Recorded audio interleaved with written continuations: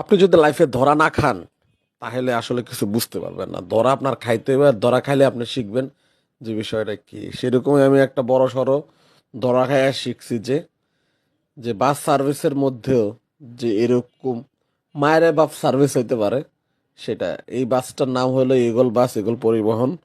So বিষয় ঘটনাটা হইলো, আমি বরিশাল থেকে ঢাকায় আসতেছিলাম। সো শনিবার দিন, ঠিক এটা আপনার 19 তারিখ বা 20 তারিখের ঘটনা।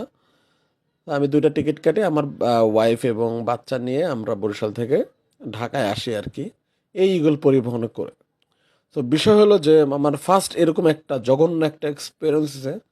তাদের আমি সিটটা একটু দেখাই, আপনাদের সিটটা দেখলে বুঝবেন। এই সিট যেমনে বাইন্দা রাখছে, এটা গরুরে এমনি বাইন্দা রাখে না, এরা যেমনে বাইন্দা রাখছে। মানে সিটটা ভাঙা, ঢুইলা পড়ে পিছনের দিকে, পিছনের দিকে ঢুলে পরে বসা যায় না। তো এদেরকে আমরা জানানোর পরে, ড্রাইভার ওইখানে যে ইয়ে আছে মানে দায়িত্বে যারা আছে, তাদেরকে জানানোর পরে তারা এরকম বাইন্দা দিছে যে বস এটা ছাড়া আর আমাদের কোনো ওয়ে নাই। এখন বিষয় হলো এই বাস, এই যে এইভাবে করে এই সিটের টিকিটটা বেচা তো উচিত হয় নাই।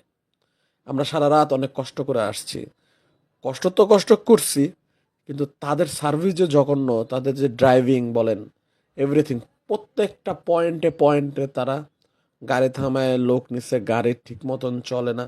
যেখানে 4 ঘন্টার রাস্তা সেটা হয়েছে হলো 5 থেকে 6 ঘন্টা লাগাইছে। মানে আনবিলিভেবল।